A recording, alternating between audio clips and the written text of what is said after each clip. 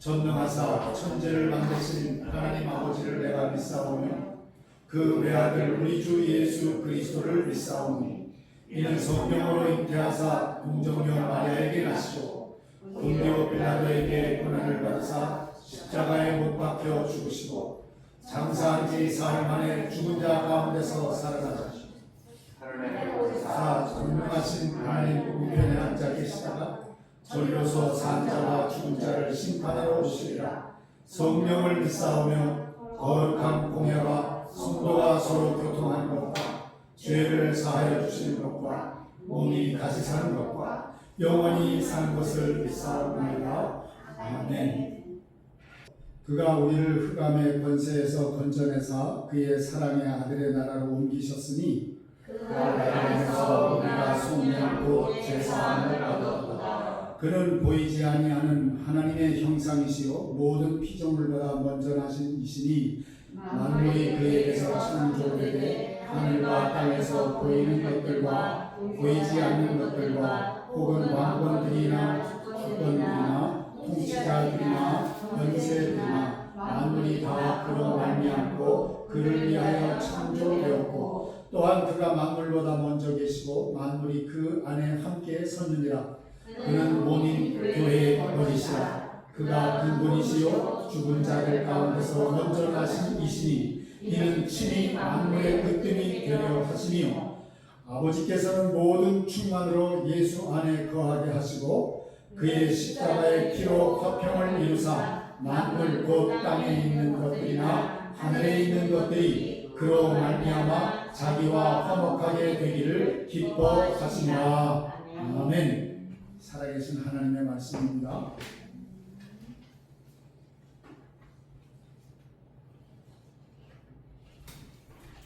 오늘 말씀의 제목이 참 길지요. 구속자이신 예수 그리스도가 교회의 머리이시다. 여러분, 우리는 누구나 어떤 사람의 누구의 말을 들으면서 살아가고 있습니다. 그렇죠? 그렇다고 여러분들은 누구의 말을 듣고 살아가십니까? 그리고 또 누구의 영향을 받으면서 살아가고 계십니까? 또 누구를 중심으로 인생의 방향을 결정하고 있으십니까? 생각보다 많은 사람들이 세상 소리를 따라 살아갑니다. 사람들의 평가를 따라 살아가기도 하고 또 자신의 감정을 따라서 살아가기도 합니다. 때로는 자신의 욕심이 이끄는 방향으로 걸어가기도 됩니다. 그렇다면 교회는 어떻습니까? 여러분이 기대하시는 교회는 어떤 교회이기를 소원하시나요? 교회라면 누구를 따라야 하는 교회가 되어야 할 것인가? 누가 교회의 중심이고 누가 교회의 머리냐 이것입니다. 우리는 너무 쉽게 대답을 하죠. 교회의 머리는 누구예요? 예수님입니다. 정답이죠. 하나님의 말씀대로 대답을 잘하셨어요. 맞는 말이죠. 그런데 오늘 사도 바울은 우리의 이런 마음보다 더 한 걸음 깊이 들어갑니다. 왜 예수님이 교회의 머리인가? 왜 성도는 예수님을 인생의 주인으로 모시고 살아가야 하는가? 오늘 본문은 그 이유를 아주 웅장하게 보여주고 있습니다. 바울은 예수님이 누구신지를 설명하기 시작합니다. 그분은 우리를 흑암의 권세에서 건져내신 구속자, 이렇게 설명하고 있습니다. 그분은 보이지 않는 하나님의 형상이십니다. 그분은 만물을 창조하신 창조주십니다. 그리고 바로 그분이 교회의 머리다, 이렇게 선언하고 있는 것입니다. 여러분, 만일 누군가가 제가 지금 이 이야기를 하는 것은 이한이와 이선이가 이해하기가 쉽게 할 수 있도록 얘기를 하는 거예요. 만일 누군가가 죽어가던 여러분을 살려주었다면 그 사람의 말에 귀를 기울이지 않을까요? 그죠? 오늘 바울은 예수님이 바로 그런 분이라고 말씀하십니다. 아니, 그보다 훨씬 크신 분이라고 말합니다. 우리를 죄에서 건져내셨고 죽음에서 생명으로 옮겨주셨고 하나님의 자녀가 되게 해주셨습니다. 그런데 놀라운 것은 그분이 단지 우리의 구원자만이 아니라는 것입니다. 우리를 구원하시는 것만 감당해 주신 분이 아니라는 것입니다. 그분은 하나님의 형상이라고 합니다. 하나님의 형상이죠. 또한 그분은 창조주이십니다. 그분은 만물보다 먼저 계신 분이시랍니다. 그래서 사도 바울은 골로새 교회의 문제를 먼저 말하지 않고 먼저 예수님을 보여주고 있습니다. 예수님은 어떠한 분이신가? 그것을 설명하고 있는 것입니다. 왜냐하면 예수님을 바로 보게 되면 모든 것이 제자리를 찾게 되기 때문에 예수님을 크게 보면 세상이 작아집니다. 예수님을 높이 보면 우리의 문제는 아주 작아집니다. 예수님을 바르게 보면 교회의 방향도 바르게 세워집니다. 여러분, 오늘 말씀을 통해서 우리를 구속하신 예수님, 하나님의 형상이신 예수님, 만물의 창조주이신 예수님을 다시 바라보게 되기를 바랍니다. 그리고 그분만이 우리의 인생의 머리시고 우리의 교회의 머리이심을 마음 깊이 고백하는 시간이 되기를 바랍니다. 먼저 예수 그리스도는 우리를 흑암의 권세에서 건져내신 구속자이십니다. 바울은 예수님을 설명하기 시작하면서 가장 먼저 창조주라는 사실부터 말하지 않습니다. 어찌 보면 단순히 우리가 문장이나 듣는 말로 이렇게 비교해보면 창조주가 더 커버려요. 그렇지 않습니까? 네. 그 비교가 안 되죠. 우리를 구원하시고 나 구원하시고 나한테는 중요하지만 천지를 창조하셨다는데 그게 더 크지 않으신가? 그런데 사도 바울은 그게 아니고 하나님의 형상이시라는 사실부터 말하는 것이 아니라 바울이 먼저 이야기하는 것은 구원입니다. 13절에 보면 그가 우리를 흑암의 권세에서 건져내셨다 이 말씀을 해요. 이 말씀을 대하시면서 어떤 장면이 떠오르지 않으세요? 아까 우리 이한이와 이선희에게 들려주려고 하는 말씀입니다. 사람이 깊은 바다에 빠졌어요. 근데 수영을 할 줄 몰라요. 이한이 이선희처럼 수영을 못해요. 그럼 어떻게 되겠어요? 바다에 빠졌는데 죽겠죠. 그렇게 깊은 바다에 빠진 사람이 스스로 나올 수가 없습니다. 수영도 못하고 나올 수도 못해요. 아무리 발버둥을 쳐도 점점 더 가라앉습니다. 그런데 누군가 물속으로 뛰어듭니다. 그리고 그 사람을 붙잡아서 안전한 곳으로 끌어올립니다. 그 사람이 바로 구원자입니다. 나를 구원해 줬습니다. 바울은 지금 우리의 영적인 상태를 그렇게 설명해 주고 있습니다. 우리는 원래 빛 가운데 있던 사람들이 아니에요. 죄 가운데 있었던 사람들입니다. 그래서 죽음 가운데 있었습니다. 사탄의 권세 아래 있었습니다. 본문을 그러한 상태를 갖다가 흑암의 권세라고 이렇게 표현을 하고 있는 것입니다. 흑암은 그래서 단순히 빛이 없어서 흐려서 어두운 상태 그런 것을 말하는 것이 아닙니다. 하나님 없이 살아가는 상태를 갖다가 이렇게 말하고 있는 것입니다. 하나님을 알지 못하는 상태. 그래서 죄의 지배를 은혜를 받는 상태를 갖다가 흑암의 상태라고 얘기하는 것입니다. 우리는 종종 자신이 괜찮은 사람이라고 생각합니다. 남에게 큰 피해를 준 적도 없고 착하게 살아가려고 노력하고 나름대로 성실하게 살아왔다고 그렇게 자부하는 그런 생각을 가지고 살아갑니다. 뭐 대부분 그렇게 생각을 하시겠죠. 그러나 성경은 말합니다. 우리는 모두 다 하나님을 떠난 죄인이고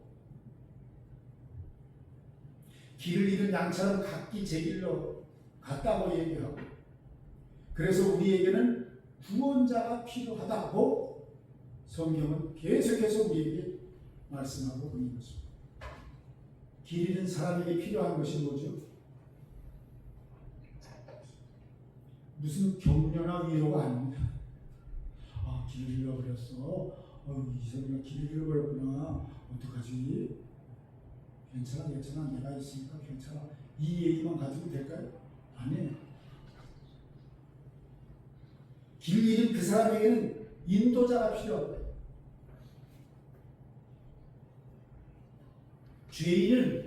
죄인에게는 어떤 도움의 말을 주는 그런 조언자가 필요한 것이 아닙니다. 그 사람에게는, 죄인에게는 구속자가 필요합니다. 그리고 하나님께서 우리에게 보내신 구속자가 바로 예수 그리스도십니다. 여기서는 후에 말하겠습니다. 구속이라는 말, 구속했다, 구속하다, 이 말은 경제 용어예요.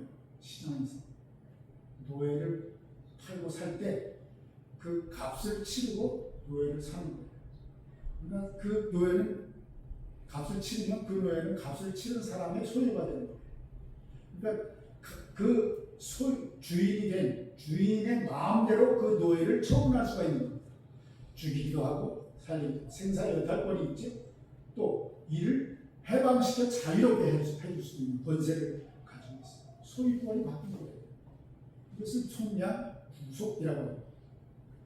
바울은 말해요. 흑암에서 건져내서 우리가 나온 것이 아니라, 아까 말씀드린 것처럼 누군가 바다에 뛰어들어서 그 사람을 건져내는 구원자가 있듯이, 죄로 말미암아 죄 아래 있고 사망 아래 있는, 죽음 아래 있는 죄인들에게는 결코 그 죄에서 빠져나올 능력이 전혀 없습니다. 스스로 구원할 수 없습니다. 예수님께서 우리를 건져내셔야만 우리는 구원을 받게 되는 것입니다. 십자가에서 그분이 우리의 죄값을 대신 다 치르셨기 때문에 우리를 구원하게 되신 것입니다. 우리가 받아야 할 심판을 대신 그분이 다 받으셨습니다. 우리를 위해 죽으셨고 우리를 위해 부활하셨습니다. 그래서 14절은 이렇게 말합니다. 그 아들 안에서 우리가 속량 곧 죄사함을 얻었도다. 아멘. 속량이라는 말이 여기 또 나오잖아요. 구속, 속량 같은 말이에요. 값을 치르고 되찾았다는 얘기죠. 말하자면 예수님 자기 자신의 생명을 값으로 내어주신 것입니다. 금이나 은으로 한 것이 아닙니다. 자신의 몸으로, 자신의 죽으시는 그 피로 몸을 쪼개시고 피를 흘리심으로 값을 지불하십니다. 자신의 생명을 값으로 내어주셨습니다. 자신의 피로 우리를 사셨다, 이렇게 표현을 합니다. 그래서 교회는, 잘 들으세요, 교회는 같은 취미를 가진 사람들의 모임이 아닙니다. 같은 생각을 가진 사람들의 모임도 아닙니다. 같은 지역 사람들이 모인 공동체도 아닙니다. 교회는 예수님의 피로 값주고 사신 사람들의 모임입니다. 그렇기 때문에 교회의 머리는 누구시라고요? 예수 그리스도죠. 우리를 구속하신 분이기 때문에 그렇습니다. 우리를 사신 분이시기 때문에 그렇습니다. 우리를 살려주신 분이시기 때문에 그렇습니다. 교회의 머리는 당연히 그래서 예수 그리스도이십니다. 여러분, 교회가 예수님을 중심에 두어야 하는 이유는 단순히 그분이 위대한 우리의 스승이 되시기 때문에 그렇지 않아요. 그분께서 우리를 친히 구원하셨기 때문에 우리 삶의 중심에 두어야 한다는 것입니다. 그분이 우리를 흙 안에서 빛으로 옮기셨기 때문입니다. 그분이 우리를 죄에서 자유롭게 하셨기 때문입니다. 그래서 바울은 예수님을 생각할 때마다 가장 먼저 구속을 이야기하는 것입니다. 왜냐하면 구속의 은혜를 잊어버리는 순간 교회는 예수님을 중심에서 밀어내기 시작하는 것입니다. 그 빈 자리에 사탄이 자리를 차지하게 되고 사람이 중심이 되기 시작합니다. 오늘 교회도 다시 기억해야 합니다. 나는 예수님의 피로 구원받은 사람입니다. 나는 예수님의 은혜로 살아가는 사람입니다.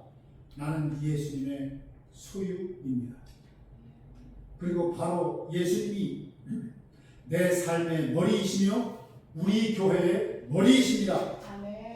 이러한 고백이 우리의 생각과 마음에 늘 살아 움직이시기를 축원합니다. 두 번째로 예수님은 보이지 않는 하나님의 형상이십니다. 바울은 우리를 구속하신 예수님을 소개하신 후에 이제 더욱 놀라운 선언을 하는데요. 그 15절입니다. 그는 보이지 않는 하나님의 형상이시오.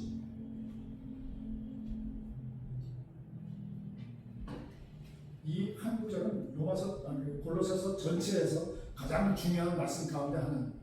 여러분, 인간은 하나님을 볼 수 있나요? 없나요? 없어요. 그렇죠? 네. 이견이도 잘 알고 있어요. 하나님은 영이시기 때문에 볼 수가 없어요. 그러니까 나는 하나님을 봤습니다. 이런 사람이 있으면 그 사람은 아주 위험한 사람입니다. 무한하신 분이시기 때문에 우리는 볼 수가 없어요. 그래서 사람들은 오래전부터 이런 질문을 했어요. 하나님은 어떤 분이실까? 하나님은 어떤 분이실까? 하나님은 정말 존재하는 분입니까? 그런 하나님이 우리를 사랑하실까? 그런데 하나님께서 그 질문에 대한 답을 주셨어요. 바로 예수님. 예수님은 하나님을 설명하는 분이 아니세요. 왜? 그분이 하나님이십니다. 예수님이 하나님이시기 때문에 그분은 자신을 설명할 필요가 없습니다. 그래서 하나님은 나는 나다 이렇게 말씀하십니다. 그것이 구약에서는 나는 여호와다라는 그 여호와의 말의 뜻입니다. 나는 스스로 있는 자다. 이것이 하나님의 이름이십니다. 영원히 변치 않는 이름 여호와.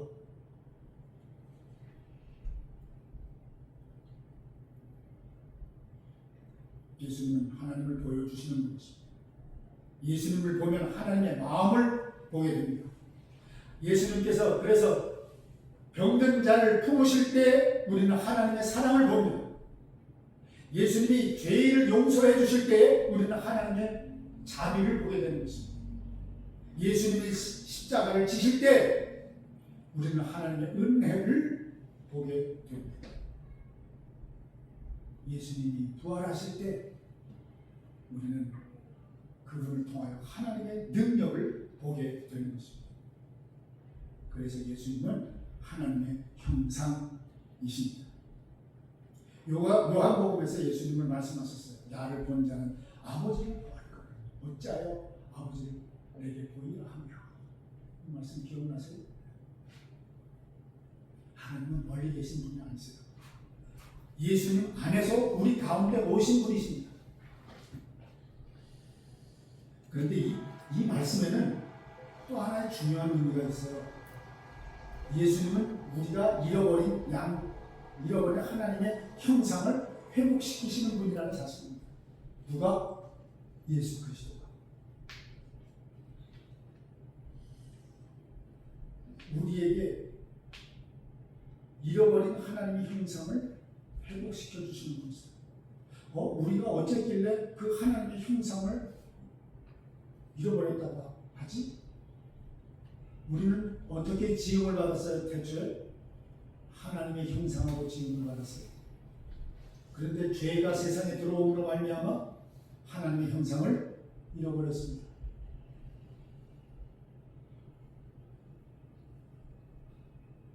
하나님의 형상이 깨졌어요. 그래서 인간은 하나님보다 자신을 더 사랑하게 되었고 하나님보다 세상을 더 사랑하게 된 것입니다. 그 결과 우리는 하나님을 닮기보다 세상을 닮아가기 시작했습니다. 그래서 사람들은 돈을 따라갑니다. 권력을 따라갑니다. 인정을 따라갑니다.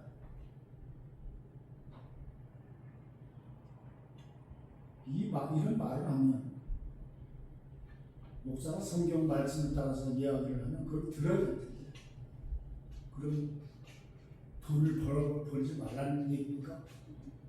그 유치원 짓는 날 그 소리가 아니죠. 돈만 따라가는 가치관, 권력을 따라가는 가치관, 사람이 남들로부터 인정받는 것을 따라가는 그런 가치관, 그것으로만 가득 차 있어서 그러한 세상에 가치 있다고 말하는 것을 자신의 가치로 삼게 되니까 결국은 그것으로 인하여 망하는 것들을 우리가 인생 살아가면서 얼마나 많이 봅니까? 요즘 떠들썩한 지금 이 상황도 그렇지 않습니까?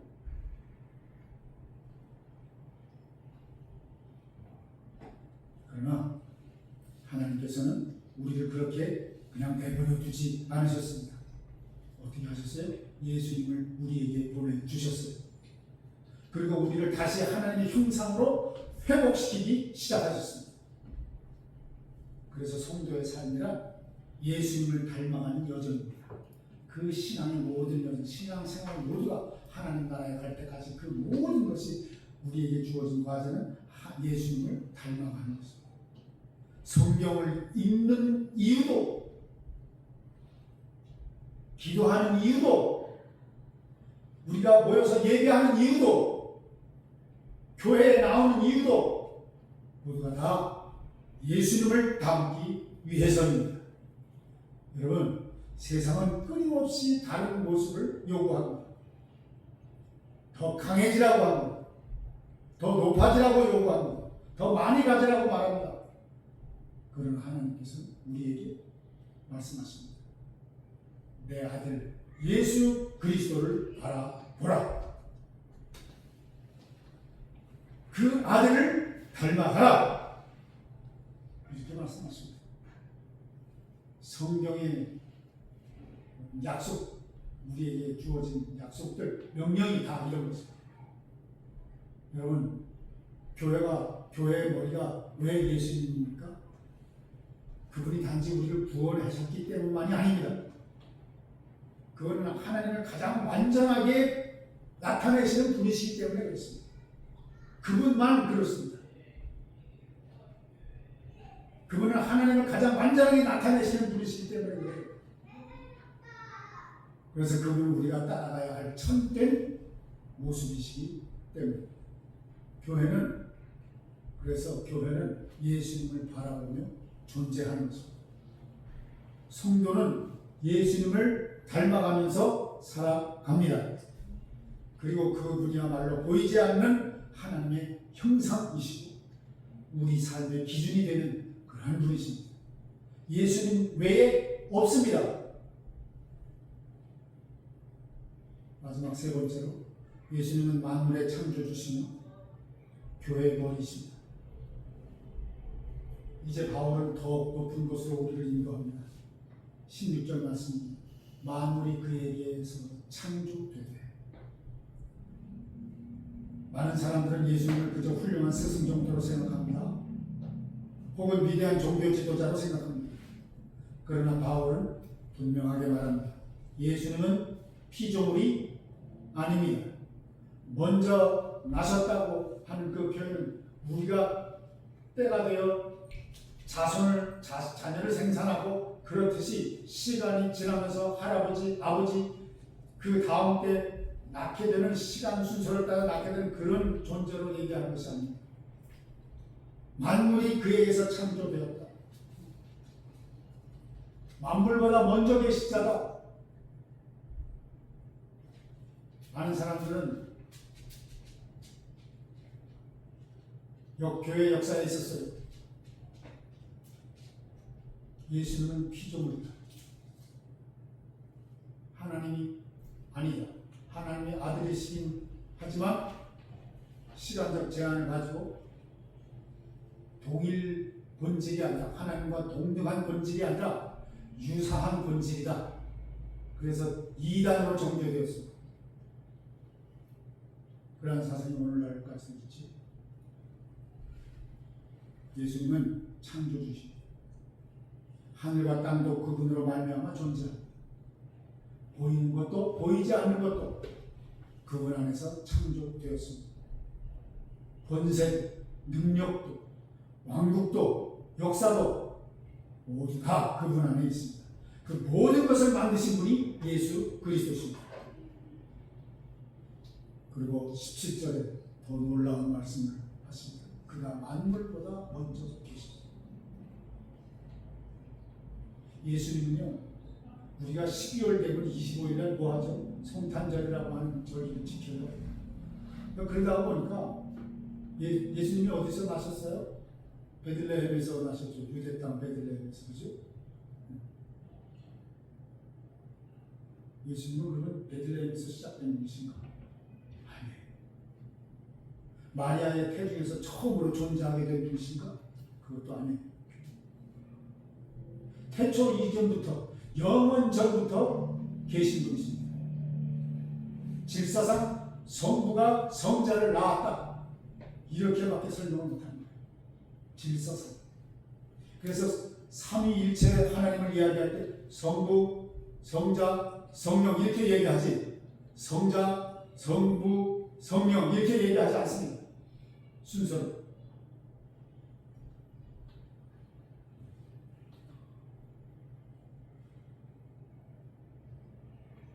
영원히 하나님 아버지와 함께 계셨던 그분이 성자 하나님이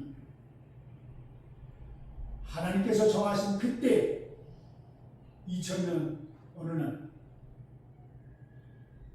예수 그리스도, 독생자 예수 그리스도를 하나님이신 그 아들 예수를 유대 땅 베들레헴에 낳게 하신 것입니다. 인간의 문 2000년 전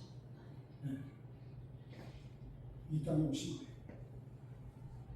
거예요. 왜요? 우리를 구원하시기 위하여. 태초 이전부터 계신 분이십니다. 영원 전부터 하나님과 함께 계셨습니다. 그리고 지금도 이 만물을, 온 우주 만물을 붙들고 계십니다. 17절 후반절에 만물이 그 안에 함께 서느니라. 그분 때문에 서 있고 유지하고 있고 보존하고 있다는 것입니다. 이 말은 지금도 우주가 움직이는 이유가, 지금도 생명을 유지하는 이유가, 지금도 인간의 역사가, 모든 역사가 진행되는 이유가 모두가 다 예수 그리스도 때문이라는 것입니다. 이 모든 것이 창조주께서 우리를 붙들고 계시기 때문입니다. 이러한 그분, 이러한 예수 그리스도 창조주이시며 하나님의 형상이십니다. 만물보다 먼저 나신 이가 교회의 머리이십니다. 교회는 그분의 몸이다. 이렇게 나중에 설명하고 있는 결론입니다. 머리는 온 몸을 움직이게 하는 사령탑이죠. 그죠? 네.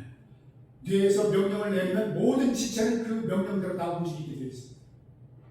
모든 지체가 다 각기 다른데, 능력이 다르고 사명이 다르고 역할이 다른데, 머리가 명령하는 것에 따라 다 움직이게 되어 있습니다. 그렇지 않으면 그것은 비정상입니다. 교회가 그렇습니다. 예수 그리스도를 머리로 하는 교회는, 그분의 몸인 교회는 예수 그리스도의 말씀을 따라서 순종하며 움직이며 섬겨야 하는 곳입니다.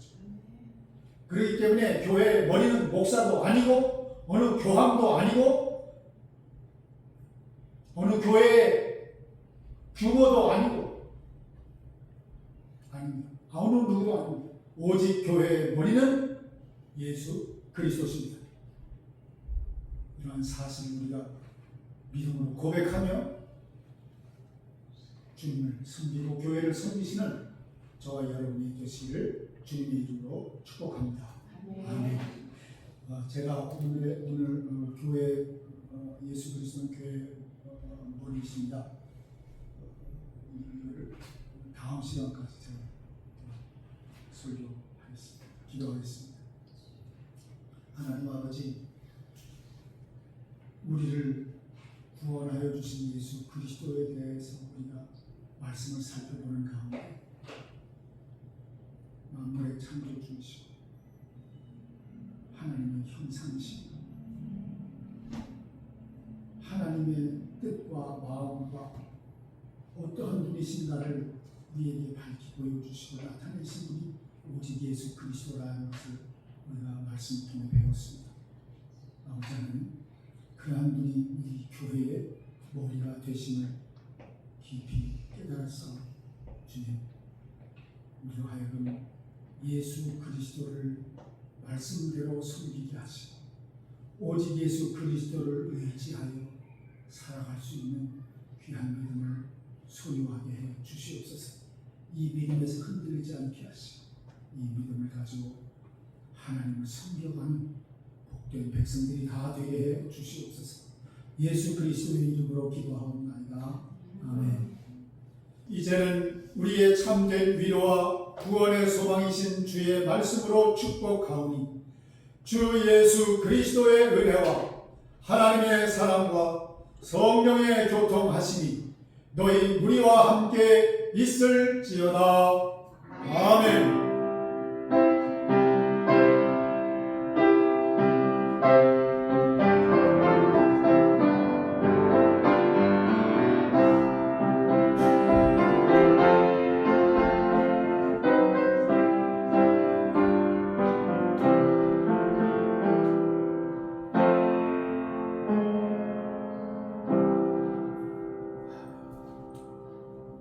감사합니다. 예배를 마쳤습니다. 식사하시면서 교제하시기 바랍니다.